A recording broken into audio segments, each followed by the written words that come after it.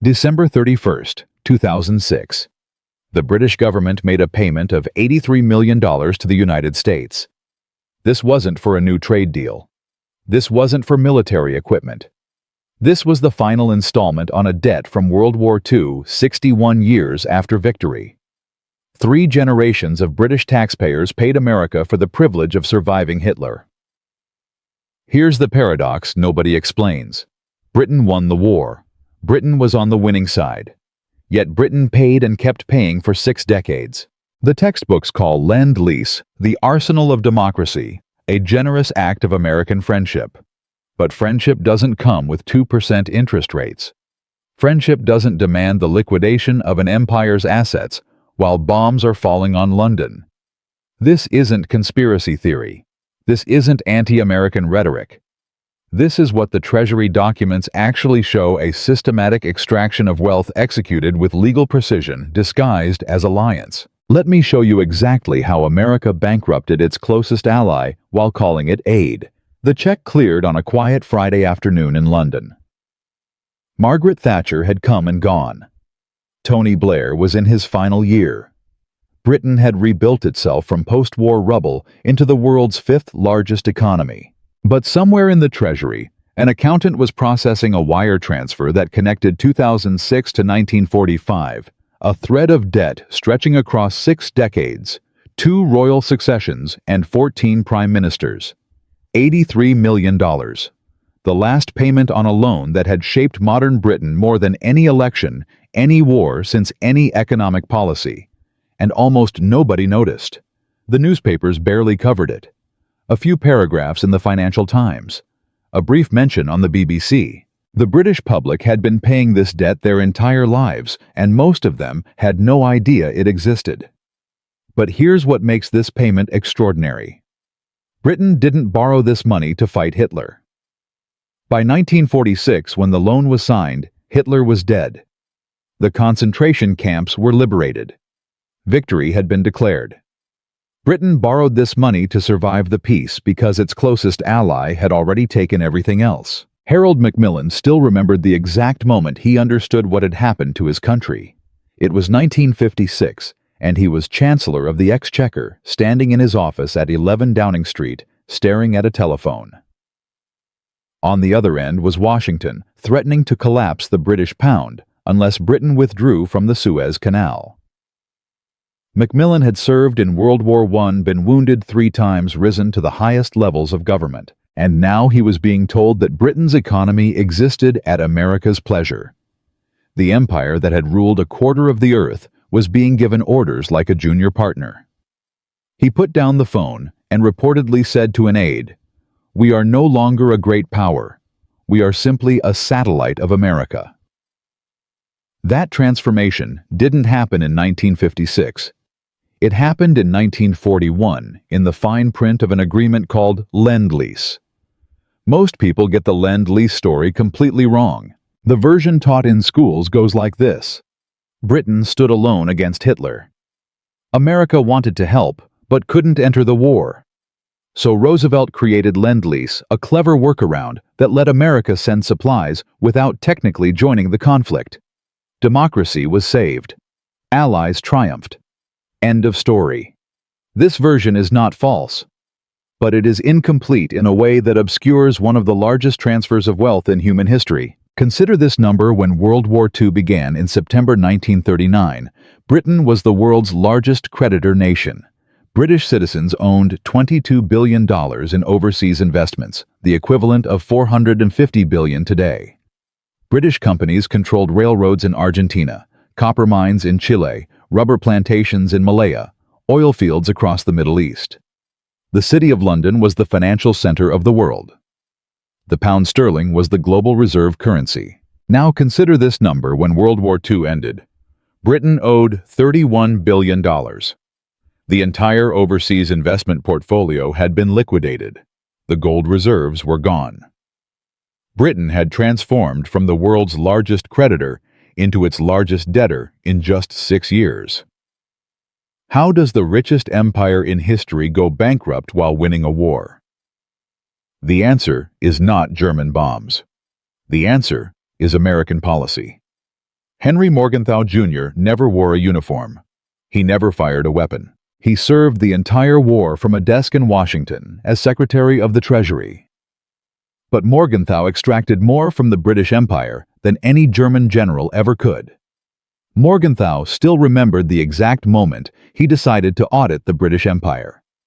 It was December 1940, and Churchill had just sent Roosevelt a letter admitting that Britain was broke, unable to pay cash for American supplies. Morgenthau read that letter and saw an opportunity that no military campaign could provide. Before offering any aid, he demanded something unprecedented: a complete inventory of every asset owned by the British government and every asset owned by private British citizens anywhere in the world. Imagine it. Your neighbor's house is burning.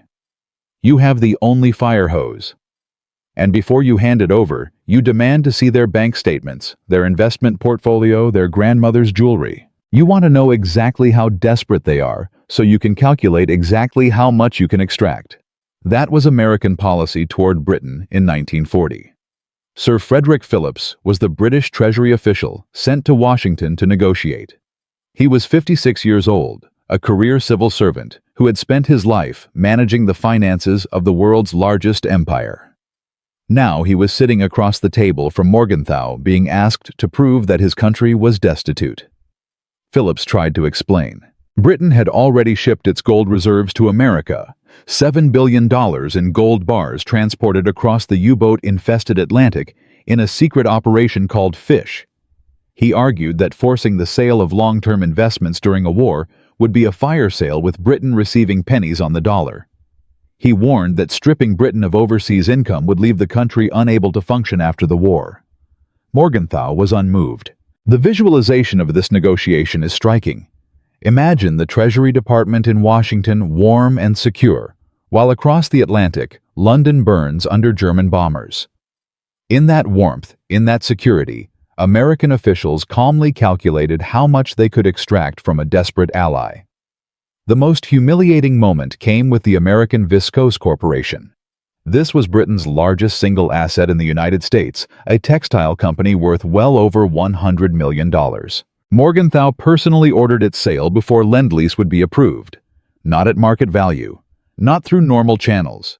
He demanded it be sold immediately to American buyers at whatever price they offered. The sale went through for $54 million. The American buyers doubled their money instantly. A British asset built over decades was stripped away in 48 hours, while Churchill was begging for the supplies that might save Britain from Nazi invasion. And here's the detail that reveals the true nature of the relationship. After the forced sale, after the humiliation, after Britain had proven itself sufficiently destitute, Lend-Lease was approved by Congress. Roosevelt gave his famous garden hose speech. If your neighbor's house is on fire, you lend him the hose, and he returns it when the fire is out. But the fire hose came with conditions that the speechwriters never mentioned. Britain could not use Lend-Lease materials to manufacture exports. This meant American aid couldn't help Britain rebuild its competitive industries. Britain had to open its markets to American goods after the war. This meant Britain's economic future would serve American interests. Britain had to provide America with military bases on British territory for 99 years. This meant American power would be permanently stationed across the shrinking empire. The aid wasn't free. It wasn't even a loan. It was a leveraged buyout of the British Empire structured like a corporate acquisition executed while the target company was fighting for survival. One number tells the story better than any speech. In 1939, Britain held significant gold reserves. By 1945, the United States held 2/3 of all the gold in the world. That gold didn't materialize from nowhere. It was transferred from vaults in London to vaults in Fort Knox, while American politicians spoke of friendship and shared sacrifice.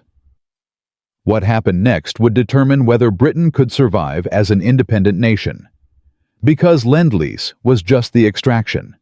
The 1946 loan agreement would be the final blow, a financial trap that would take 61 years to escape, and would end with that quiet payment on a Friday afternoon in 2006. But first, there was a negotiation. And Britain would send its most brilliant economist to fight for its future against the cold machinery of American financial power. His name was John Maynard Keynes, and he was already dying. To understand what America did to Britain, you first need to understand how empires actually hold wealth, and how that wealth can be extracted without firing a single shot. In 1939, the British Empire operated the most sophisticated financial system the world had ever seen. Picture it like a giant wheel with London at the center. British companies owned railroads in Argentina, copper mines in Chile, rubber plantations in Malaya, oil fields in Persia. Every year, profits from these operations flowed back to London. British shareholders collected dividends. British banks processed the transactions. British workers manufactured the goods that were sold to these captive markets.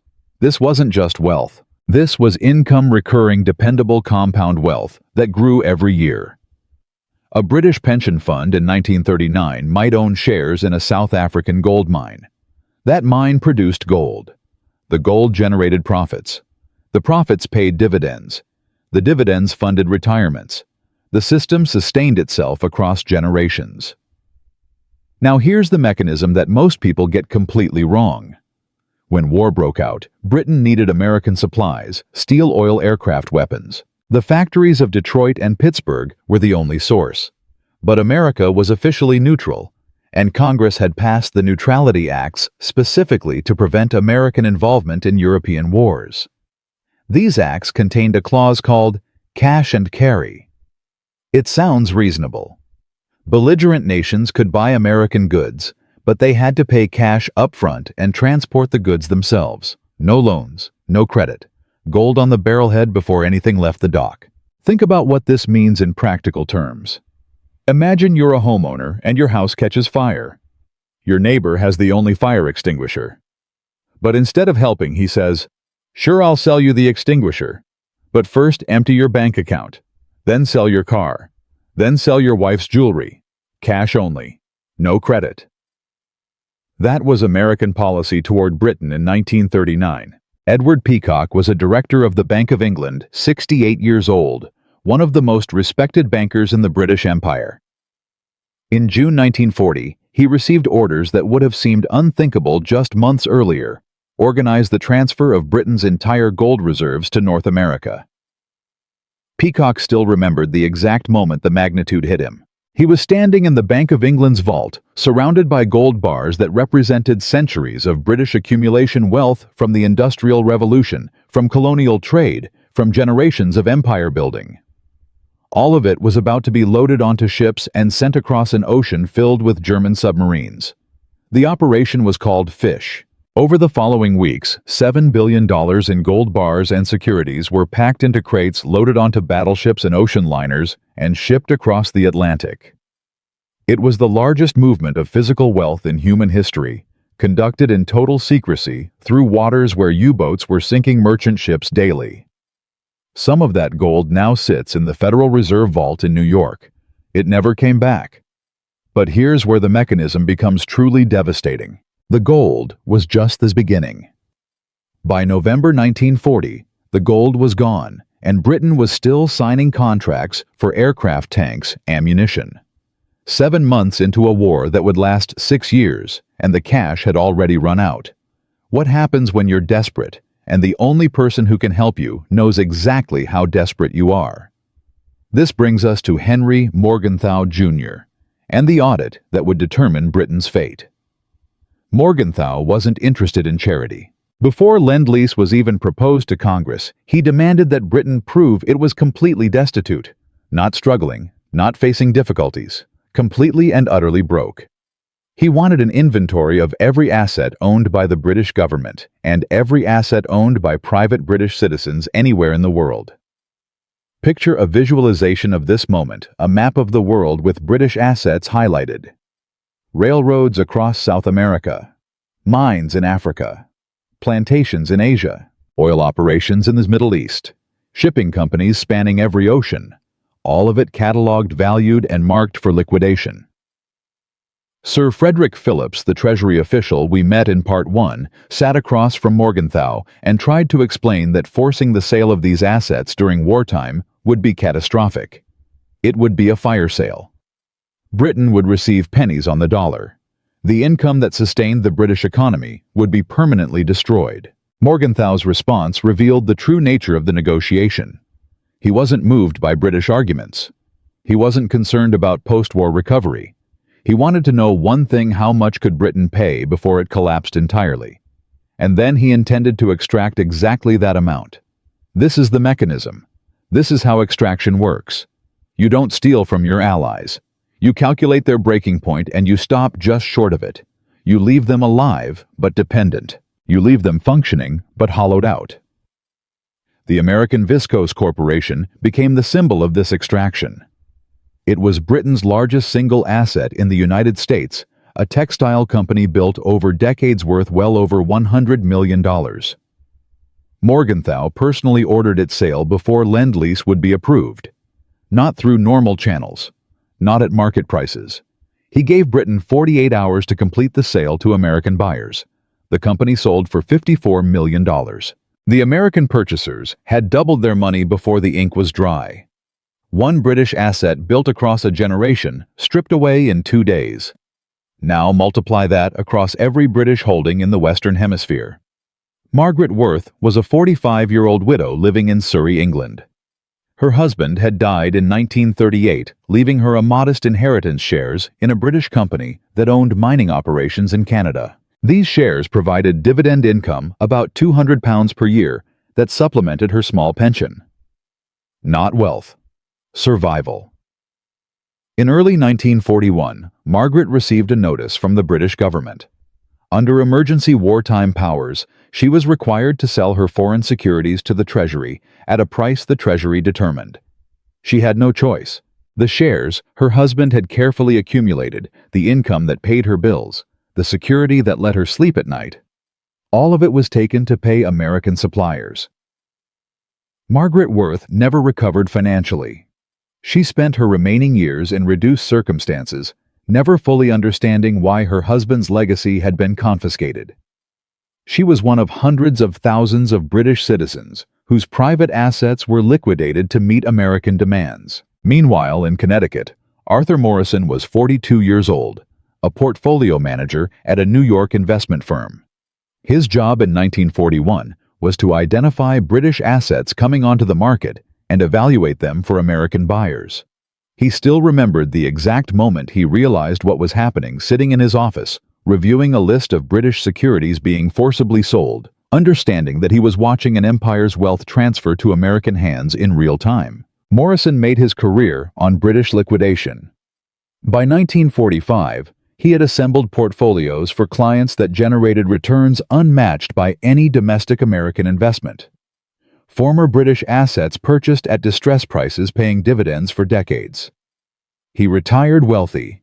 His children inherited wealth. His grandchildren inherited wealth. One widow in Surrey, one portfolio manager in Connecticut.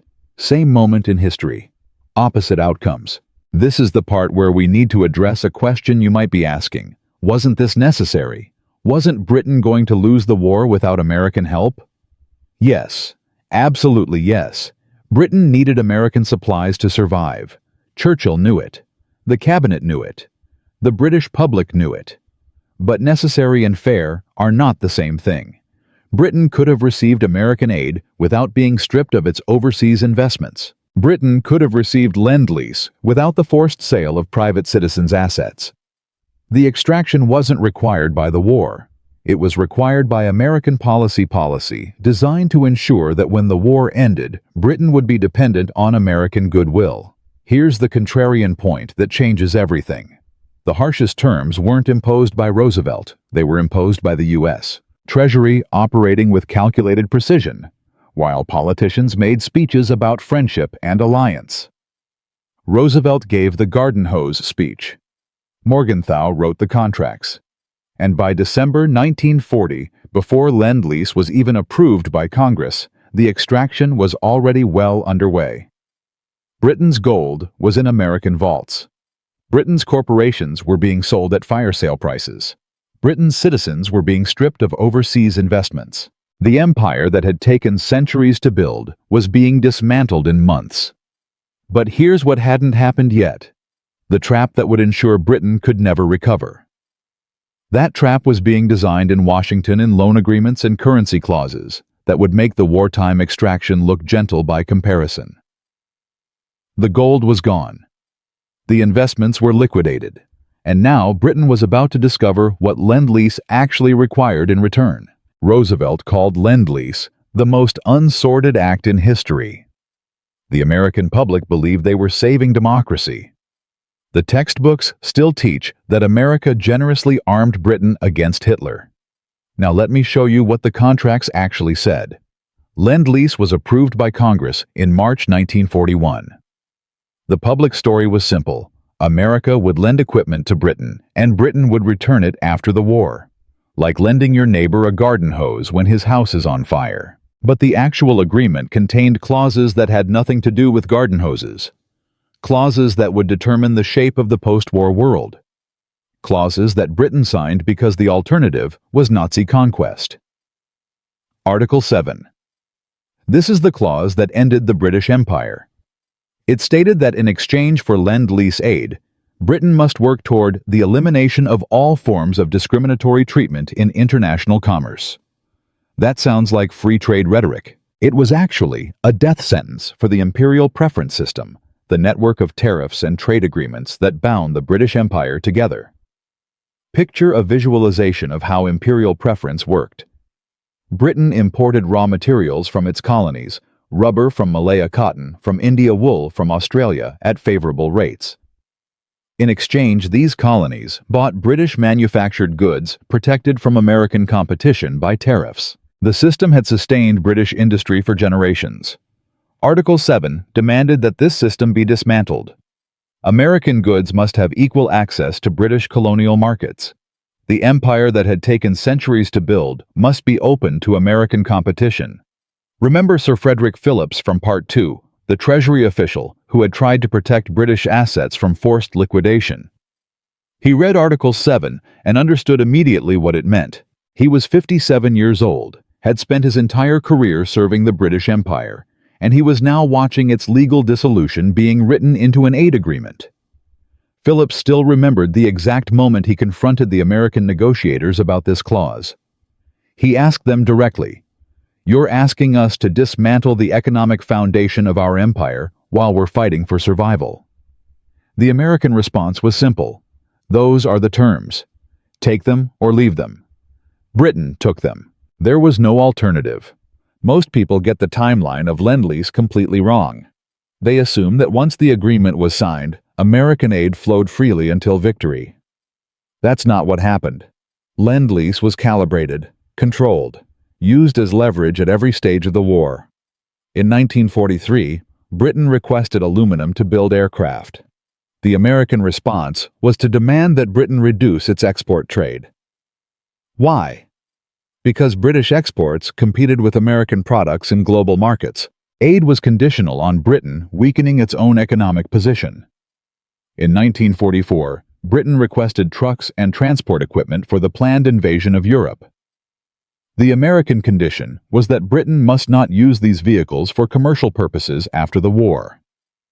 The trucks that helped liberate France were legally prohibited from rebuilding British industry.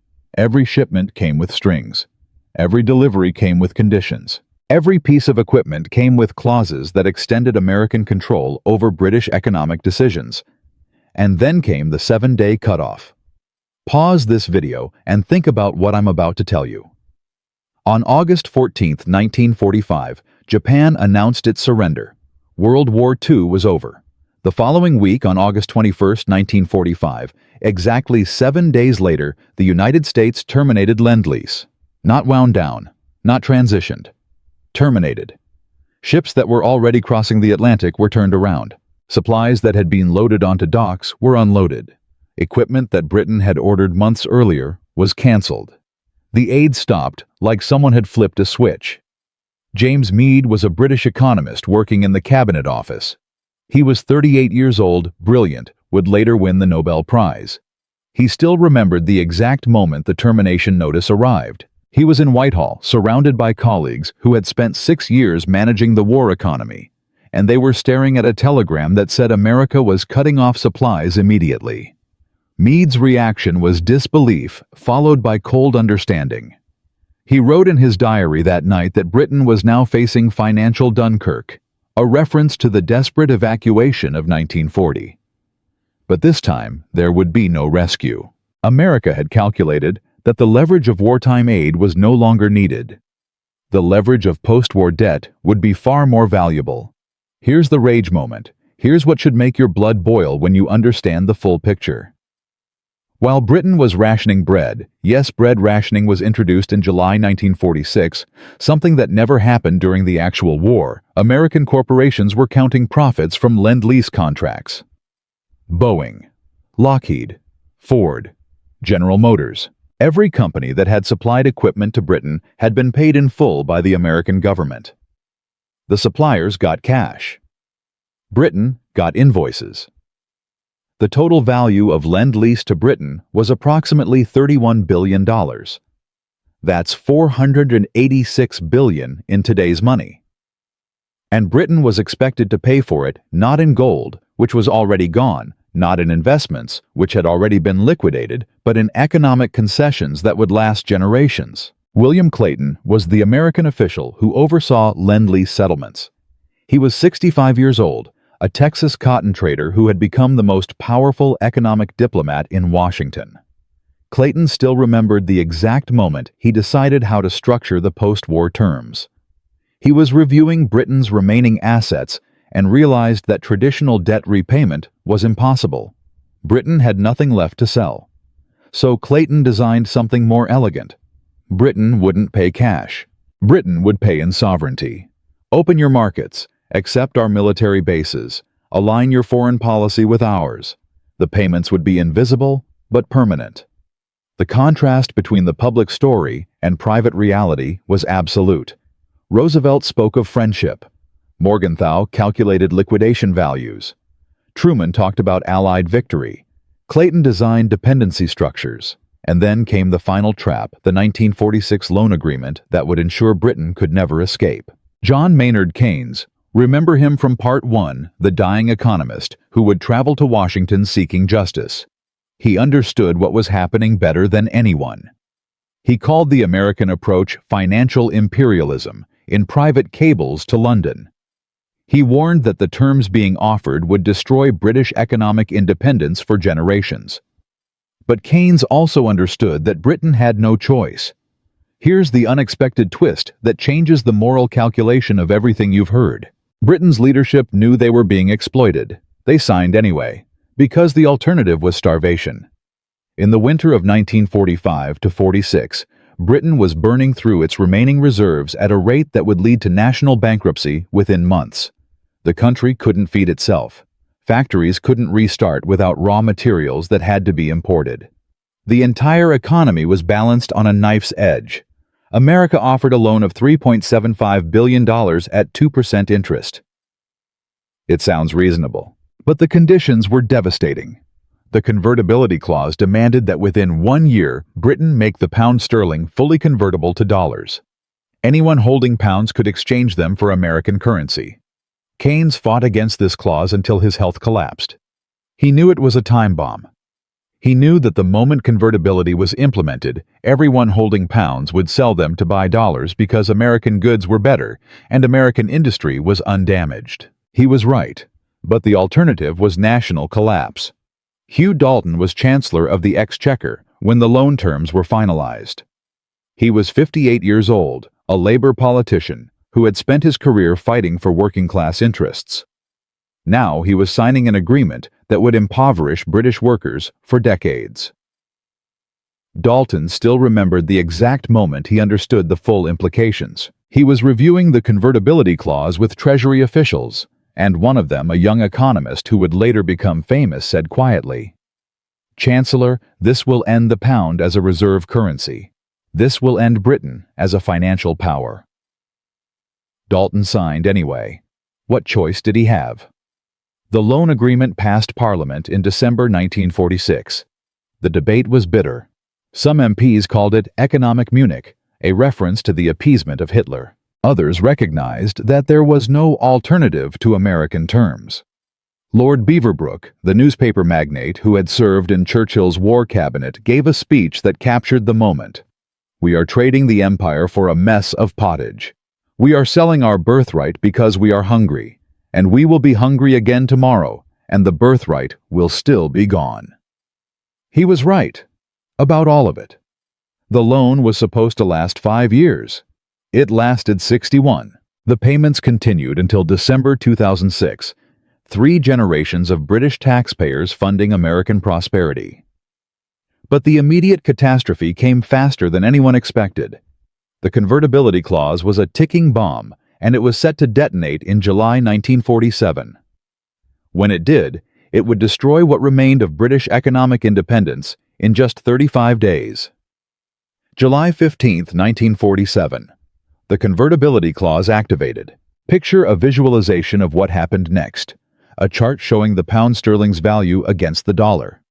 For years, that line had been artificially maintained. Now it was in free fall. The moment the window opened, the world rushed to sell pounds. Countries that had been forced to hold British currency during the war, India, Egypt, Australia, the entire Commonwealth dumped their reserves. They wanted dollars. Dollars bought American goods. American factories hadn't been bombed. American products were superior. In 1 month, Britain lost hundreds of millions of dollars from the loan it had just received. The hemorrhage was so severe that Hugh Dalton, the Chancellor, who had signed the agreement, knowing it was a trap, sat in his office, watching the numbers, and understanding that everything he had feared was coming true. After just 35 days on August 20, 1947, Britain suspended convertibility in a panic. The experiment was over. But the damage was permanent. Britain had burned through a quarter of the loan money desperately needed for reconstruction in just 5 weeks. For nothing. The convertibility attempt had failed, and Britain had paid for the privilege of failing. Here's what most people get wrong about post-war Britain. They think the crisis was brief. They think the country struggled in the late 1940s, recovered in the 1950s, and prospered by the 1960s. The austerity was temporary. The debt was manageable. That narrative erases 60 years of compounding consequences. The empire didn't collapse in a single moment. It died the way organisms actually die, slowly, quietly, one system failing after another. Arthur Greenwood was a British steelworker in Sheffield. He was 32 years old in 1947, the year of the convertibility disaster. He had survived the war, married his childhood sweetheart, and expected to build a career in the industry that had made Britain the workshop of the world. Follow Arthur's trajectory over the next decade. In 1948, he was working full shifts, earning decent wages, believing the worst was behind him. By 1952, his factory was struggling against American competition. American steel produced with Marshall Plan-funded equipment was cheaper and often better. By 1957, Arthur was working reduced hours. By 1962, the factory had closed. He spent his remaining working years as a maintenance man for the local council. Arthur Greenwood died in 1989. His pension was modest. His children left Sheffield for London looking for opportunities that no longer existed in the industrial north. His grandchildren never knew that their grandfather had once worked in an industry that ruled the world, an industry that was hollowed out decade by decisions made in Washington in 1946. Now let me show you the other side of the ledger. David Rockefeller was 32 years old in 1947, the same age as Arthur Greenwood. He was working at Chase National Bank in New York, part of a family whose wealth had shaped American industry for generations. Follow David's trajectory over the same decade. In 1948, Chase was expanding internationally, opening branches in markets that British banks had dominated for a century. By 1952, Chase was handling currency transactions for countries that had abandoned sterling for dollars. By 1957, David was a senior vice president, overseeing operations that stretched across the former British sphere of influence. By 1962, he was positioning Chase to become the dominant force in global finance. David Rockefeller died in 2017 at the age of 101, one of the wealthiest men in America. His family's foundation still shapes global policy. His bank merged, renamed, evolved remains a pillar of American financial power. Two men, same age, same moment in history. One watched his industry die. One built an empire on the ashes. This wasn't coincidence. This was wealth transfer executed over decades, invisible to those experiencing it. The German contrast makes this even more devastating. In 1945, Germany was a defeated enemy. German bombs had killed British civilians. German U-boats had sunk British ships. Germany had started the war that bankrupted Britain. Yet Germany received Marshall Plan grants, not loans grants, totaling $1.4 billion. Germany's World War I debts were substantially reduced in the 1953 London Debt Agreement. Germany's currency was stabilized with American support. Germany's industry was rebuilt with American investment. Why? Because Germany was on the front line of the Cold War. Germany needed to be strong to contain the Soviet Union. Britain, already dependent on American protection, already drained of assets, was less strategically valuable. Picture a chart comparing British and German economic growth from 1950 to 1970. The lines start close together.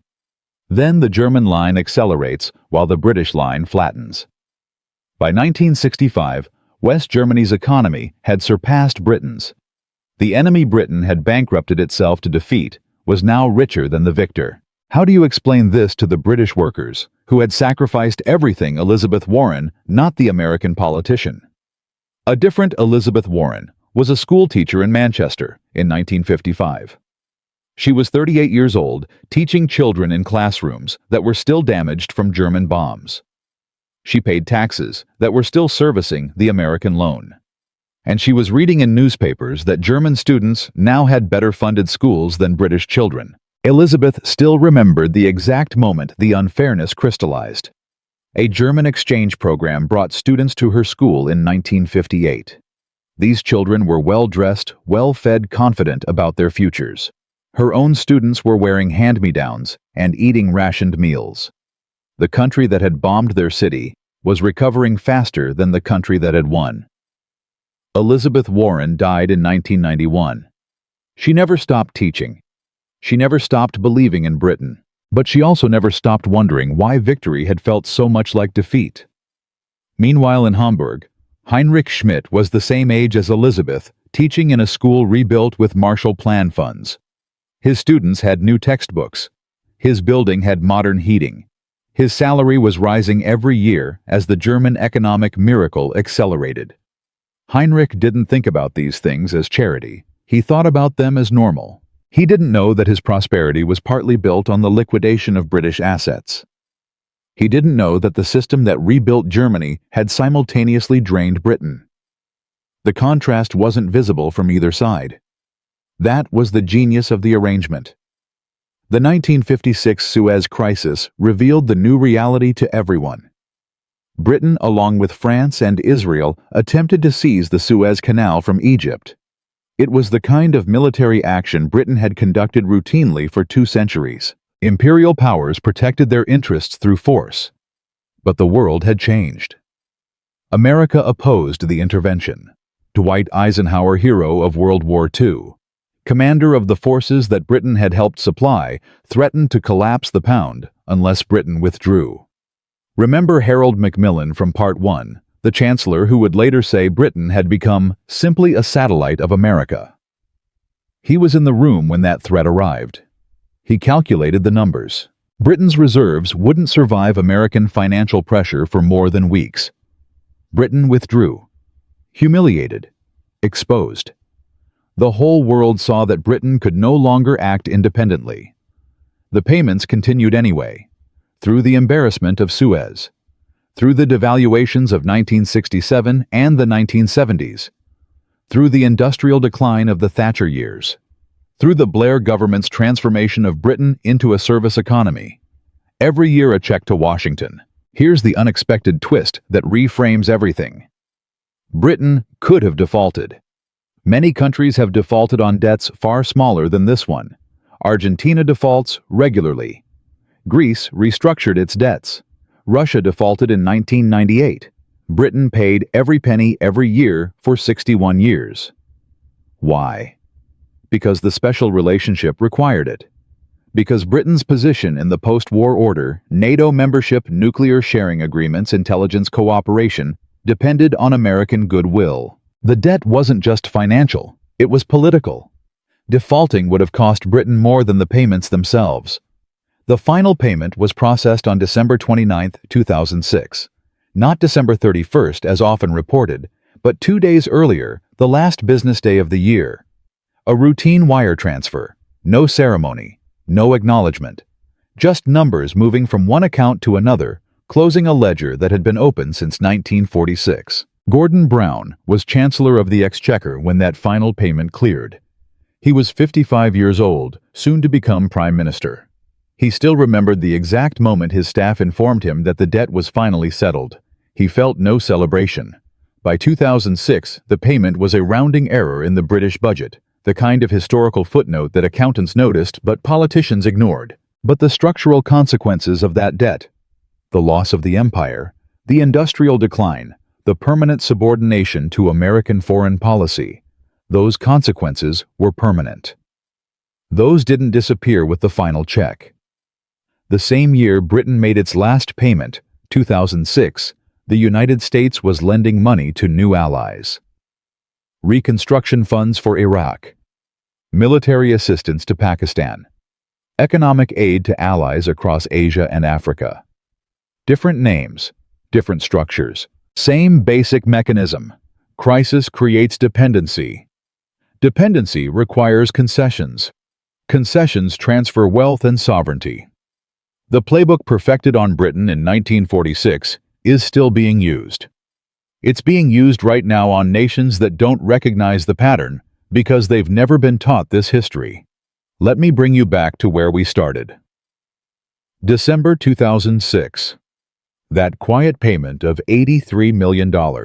3 generations of British taxpayers funding a debt their grandparents had signed in desperation. The account closed. The ledger balanced. The story supposedly ended. But the machinery that created that debt, the system of crisis dependency extraction and control, that machinery never stopped running. It just found new customers. Picture a visualization of American overseas financial relationships in 2024. Japan holds $1.1 trillion in U.S. Treasury bonds. China holds $770 billion. The United Kingdom, still even now, holds $690 billion. These aren't investments in the traditional sense. These are dependencies structured into the global financial system, invisible to most people, impossible to exit without catastrophic consequences. Japan's situation is particularly instructive.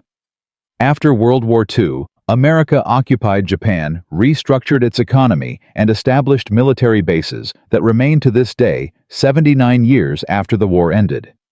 Japan rebuilt. Japan prospered. But Japan also accumulated dollars, bought treasury bonds, and aligned its foreign policy with Washington on every significant issue. Does this sound familiar? It should. It's the same pattern we traced through Britain's experience, refined and deployed on a new ally. The question isn't whether this system exists. The documents are public. The numbers are verifiable. The question is whether you can see it operating in real time. Let me show you the pattern in its modern form. Yuki Tanaka is 34 years old, a financial analyst in Tokyo. She manages pension fund investments, including substantial holdings in U.S. Treasury bonds. She still remembers the exact moment she understood the trap her country was in. It was during a training session in 2019 when a senior colleague explained why Japan couldn't reduce its treasury holdings without triggering a currency crisis. Selling bonds would strengthen the yen, crushing Japanese exports. The dollars Japan accumulated during decades of trade surpluses had become a prison. The wealth was there, but it couldn't be used freely. Yuki's grandfather had worked in a factory that made components for American companies. Her father worked in finance, managing the dollars those exports generated. She works in finance, managing the treasuries those dollars purchased. 3 generations, each one more deeply integrated into a system designed in Washington. Meanwhile, in Connecticut, Michael Harrison is 34 years old, the same age as Yuki, working at a hedge fund that specializes in currency trading. His firm profits from the very dependencies that constrain nations like Japan. When central banks are forced to defend their currencies, when governments must buy or sell treasuries to maintain economic stability, Michael's firm is on the other side of those trades. Michael doesn't think of himself as part of an extraction system. He thinks of himself as a market participant. He doesn't know that the architecture enabling his profits was designed in 1944 at Bretton Woods, refined through the Lend-Lease settlements, and perfected over decades of American financial dominance. 2 people, same age, same global economy. One manages dependencies, one profits from them. Here's the unexpected twist that should reframe your understanding of the current moment. The system that extracted wealth from Britain wasn't built by villains. It was built by people who believed they were doing the right thing. Henry Morgenthau genuinely believed that breaking up the British Empire was good for the world. The empire had been exploitative, racist, often brutal. Ending it wasn't evil. It was in many ways progress. But the method of ending it, extraction through debt, forced liquidation during crisis, contractual clauses that ensured permanent dependency, that method created a new form of control. The British Empire was replaced not by freedom, but by American financial hegemony. The same dynamic operates today. American officials genuinely believe that the dollar-based system promotes stability. They believe that U.S. military presence keeps the peace. They believe that treasury bonds are a safe haven for global savings. These beliefs aren't false, but they're incomplete. Stability for whom, peace on whose terms? Safety that requires what concessions? Let me give you a framework for seeing these patterns. Not financial advice, not conspiracy theory. Just 3 questions to ask when you observe international economic relationships. First, during moments of crisis, who provides aid and what conditions are attached? Remember Roosevelt's garden hose. Remember Morgenthau's audit. The terms of rescue always reveal the rescuer's true intentions. Second, what assets flow in which direction over time? Follow the gold. Follow the investments. Follow the ownership of productive capacity. Wealth transfer is usually invisible in the moment, but undeniable over decades. Third, who can act independently and who must ask permission. Britain discovered at Suez that it could no longer pursue independent foreign policy. Every nation integrated into the American system faces the same constraints, whether they acknowledge them or not. These questions apply to nations. They also apply to individuals. They apply to anyone trying to understand why the world is structured the way it is. Remember Sir Frederick Phillips from parts 1 and 2. The Treasury official who tried to protect British assets, who warned that forced liquidation would leave Britain destitute, who confronted Morgenthau and was dismissed. Phillips died in Washington in 1943, his heart giving out during negotiations. He never saw the final terms of the 1946 loan. He never saw the convertibility disaster of 1947. He never saw his country spend 60 years paying for survival. But his great-granddaughter is alive today. She's 42 years old, working in London's financial district, the same city that once ruled global finance, now a secondary center processing transactions denominated in dollars. She manages accounts that include U.S. Treasury holdings. She operates within a system that was designed in part to ensure her country could never threaten American financial supremacy again. She doesn't know her great-grandfather's name. She doesn't know he died trying to prevent exactly this outcome. The personal history was lost. The structural consequences remained. That's how systems perpetuate themselves. The people who designed them die. The people who resisted them are forgotten. But the architecture endures invisible to those living within it, shaping possibilities they never chose. Here's my re-anchor for this entire video. I'm not telling you America is evil. I'm not telling you Britain was innocent. I'm not predicting collapse or prescribing action. I'm showing you how power actually operates, not through speeches about friendship, but through interest rates and contractual clauses. Not through obvious conquest, but through crisis management and debt structures. Not through force, but through dependencies so deeply embedded they feel like nature rather than design.